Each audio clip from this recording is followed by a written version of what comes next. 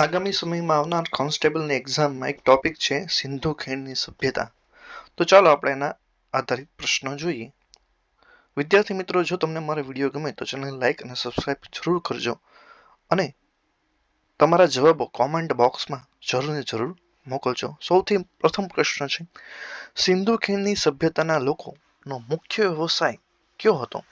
પેલું છે ધાતુકામ, બી માટીકામ, હુન્નર ઉદ્યોગ કે ખેતી અને પશુપાલન. તો ચાલો જવાબ જોઈએ. તો જવાબ હતો ખેતી અને પશુપાલન, તેઓનો મુખ્ય ઉદ્યોગ હતો.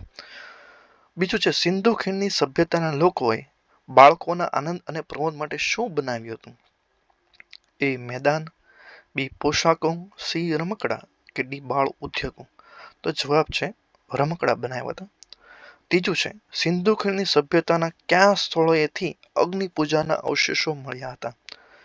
એ છે ધોળાવીરા, બી હડપ્પા, સી મોહેંજો-દડો અને ડી છે કાલીબંગનમ. તો જવાબ આપણે જોઈએ તો કાલીબંગનમાંથી આપણને એના અગ્નિ પૂજાના અવશેષો આપણને મળ્યા હતા. ચોથું છે, ભરૂચ જિલ્લામાં કીમન નદીના કયા સ્થળેથી હડપ્પીય સભ્યતાના અવશેષો મળી આવેલા છે? એ છે ભાગા તળાવ, ડી છે લાખા બાવળ, સી છે આમરા કે ડી છે દેશલપર. તો જવાબ આપણે જોઈએ તો ભાગા તળાવ જે છે એમાંથી આપણને કીમ નદીના હડપ્પીય સભ્યતાના અવશેષો મળ્યા હતા. પાંચમું છે, હડપ્પા પાકિસ્તાનના કયા જિલ્લામાં આવેલ છે? એ છે લારાખાન, બી છે મોન્ટેગોમેરી, સી છે કરાચી અને ડી છે પેશાવર. તો જવાબ આપણે જોઈએ તો મોન્ટેગોમેરી નામનો જિલ્લો જે છે તેની અંદર આવેલા છે. છઠ્ઠું છે, સિંધુ ખીણની સભ્યતાનું મુખ્ય નગર કોને ગણવામાં આવે છે? લોથલને, કાલીબંગનને, ધોળાવીરાને તો કે હડપ્પાની. તો જવાબ આપણે જોઈએ તો હડપ્પાને આપણે મુખ્ય એની સભ્યતાનું નગર તરીકે ઓળખીએ છીએ. સાતમું છે, હડપ્પીય સભ્યતાની મુખ્ય વિશેષતા કઈ હતી? ચિત્રકળા, વેપાર વાણિજ્ય, અન્ન ભંડાર કે મેળો ઉત્સવ. તો જોઈએ આપણે જવાબ તો અન્ન ભંડારો હતા તેની મુખ્ય વિશેષતા જોવા મળી. આઠમું છે, હડપ્પા સભ્યતાનો અન્ન ભંડાર કઈ નદીના કિનારે મળી આવ્યો છે? એ છે રાવી, બી છે ઝેલમ, સી છે ચીનાબ કે ડી છે બિયાસ. તો જવાબ આપણે જોઈએ તો રાવી નદી જે છે એની અંદર એનો નદીના કાંઠે એનો અન્ન ભંડાર જોવા મળ્યો છે. નવમું છે, લોથલ કઈ નદીના કિનારે આવેલ છે? એ સાબરમતી, બી ભાદર, સી ભોગાવો કે ડી વાત્રક. તો જવાબ આપણે જોઈએ તો કે લોથલ જે છે એ ભોગાવો નદીના કિનારે આવેલું છે. દસમું આપણે જોઈએ, સિંધુ ખીણની સભ્યતાના અવશેષો સૌપ્રથમ કયા નગરમાંથી મળ્યા હતા? એ હડપ્પા, બી કાલીબંગન, સી મોહેંજો-દડો અને ડી લોથલ. તો જવાબ છે હડપ્પામાંથી મળ્યા હતા. 11મું, સિંધુ ખીણ સભ્યતાના કિલ્લો કઈ દિશામાં રહેતો હતો? એ પૂર્વ, બી પશ્ચિમ, સી ઉત્તર અને ડી દક્ષિણ. તો જવાબ આપણે જોઈએ તો જવાબ છે પશ્ચિમની અંદર આપણને કિલ્લો જોવા મળતો હતો. 12મું છે, પૂર અને ભેજથી બચવા હડપ્પા સભ્યતાના મકાન કઈ જગ્યાએ બાંધવામાં આવતા હતા? એ પર્વત પર, બી નદીથી દૂર, સી ઊંચા ઓટલા ઉપર કે ડી પગથિયા ઉપર.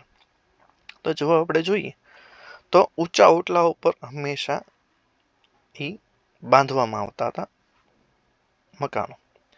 13મું છે, હડપ્પીય સભ્યતાની ગટર યોજના માટે નીચેનામાંથી કયું વિધાન યોગ્ય નથી? તો એ છે દરેક મકાનનું પાણી નાની ગટરમાં જતું, બી છે નાની ગટરમાંથી પાણી મોટી ગટરમાં જતું, સી છે ગટરના પાણીથી સિંચાઈ કરવામાં આવતી અને ડી છે મોટી ગટરમાંથી પાણી નગરની બહાર જતું. તો જવાબ આપણે જોઈએ તો કે જવાબ છે સી, ગટરના પાણીથી સિંચાઈ કરવામાં આવતી હતી. 14મું છે, ધોળાવીરા કચ્છના કયા વિસ્તારમાં આવેલ પુરાતત્વીય સ્થળ છે? એ વાગડ, બી ખાવડા, સી બન્ની અને ડી છે ખદીર બેટ. તો જવાબ આપણે જોઈએ તો ખદીર બેટ પાસે ધોળાવીરા આવેલું છે.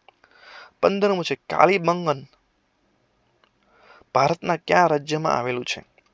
એ રાજસ્થાન, બી ગુજરાત, સી પંજાબ કે ડી ઉત્તર પ્રદેશ. તો જવાબ આપણે જોઈએ તો જવાબ છે રાજસ્થાનની અંદર કાલીબંગનમ આવેલું છે. 16મું છે સિંધુ ખીણની સભ્યતાના લોકો કઈ ધાતુથી અજાણ હતા? એ સોનું, બી તાંબુ, સી લોખંડ અને ડી ચાંદી. તો જવાબ આપણે જોઈએ તો લોખંડથી લોકો અજાણ હતા, એટલે કે તાંબો એ લોકો વાપરતા હતા, સોનું વાપરતા હતા, ચાંદી વાપરતા હતા, પણ લોખંડ વિશેને જાણકારી નહોતી. 17મું છે ખેડાલા ખેતરના પુરાવા ક્યાં સ્થળથી મળી આવ્યા છે? તો કે એ લોથલ, કાલીબંગન, મોહેંજો-દડો કે હડપ્પા. તો જવાબ આપણે જોઈએ તો જવાબ છે કાલીબંગન જે છે એમાંથી આપણને ખેડેલા ખેતરોના પુરાવા મળી આવ્યા છે, એટલે ચાસ પાડેલા ખેતરો હોય એવું વૈજ્ઞાનિકોને જોવા મળ્યું છે. 18મું છે સિંધુ ખીણની સભ્યતાના ક્યાં સ્થળથી વિશાળ સ્નાનાગાર મળી આવ્યા છે? એ છે મોહેંજો-દડો, બી છે હડપ્પા, સી લોથલ, ડી છે ચુન્હુદડો.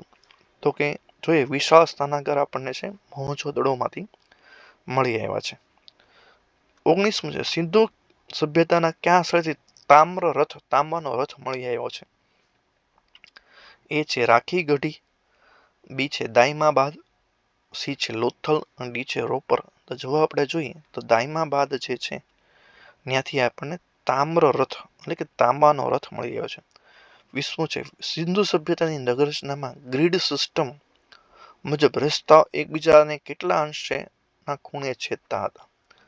એ છે 90ના કાટખૂણે, બી છે 60ના, સી છે 45ના કે ડી છે 180ના. તો જવાબ છે એ 90ના કાટખૂણે છેદતા હતા. 21મું છે હડપ્પીય લિપિમાં સૌથી વધુ કયા ચિહ્ન અથવા આકૃતિનો ઉપયોગ થવો જોવા મળે છે? એ છે માછલી, બી છે હાથી, સી છે સાપ અને ડી છે વૃક્ષ. તો જવાબ આપણે જોઈએ તો માછલીનો સૌથી વધુ લિપિમાં ઉપયોગ કરવામાં આવ્યો છે, એટલે માછલીથી લોકો જાણતા હતા. 22મું છે ભારતમાં આવેલું સિંધુ ખીણની સભ્યતાનું સૌથી મોટું સ્થળ કયું છે? એ છે રાખી ગઢી, બી છે લોથલ, સી છે ધોળાવીરા, ડી છે કાલીબંગન. તો જવાબ આપણે જોઈએ તો રાખી ગઢી છે એ ભારતમાં આવેલું સૌથી મોટું સ્થળ છે. 23મું છે સિંધુ સભ્યતાના લોકોના મકાનોના દરવાજા મુખ્ય રસ્તાને બદલે પાછળની શેરીમાં ખુલતા હતા, પરંતુ કયા નગરમાં આનું અપવાદ જોવા મળે છે? જવાબ છે એ હડપ્પા, બી છે મોહેંજો-દડો, સી છે બનાવલી અને ડી છે લોથલ. તો જવાબ આપણે જોઈએ તો લોથલ જે છે એની અંદર અપવાદ જોવા મળતો હતો.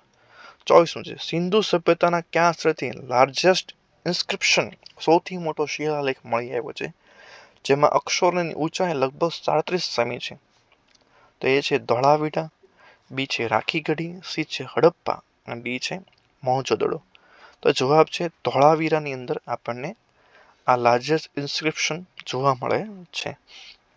25મું છે સિંધુ સભ્યતાના લોકોના પવિત્ર પક્ષી તરીકે કોની ગણના થતી હતી? એ છે પોપટ, બી છે મોર, સી છે ગરુડ, ડી છે ફાકતા એટલે કે ડવ પીજન. તો જવાબ આપણે જોઈએ તો ફાકતા એટલે કે ડવ અને પીજનની, જેને ડવ અથવા પીજન કહીએ છીએ તેની ગણના પવિત્ર પક્ષી તરીકે થતી હતી. 26મું છે કયા સ્થળથી લંબચોરસ અગ્નિવેદીઓના પુરાવા મળી આવ્યા છે? એ છે બનાવલી અને રોપર, બી છે રંગપુર અને રોજડી, સી છે લોથલ અને કાલીબંગાન, ડી છે હડપ્પા અને મોહેંજો-દડો.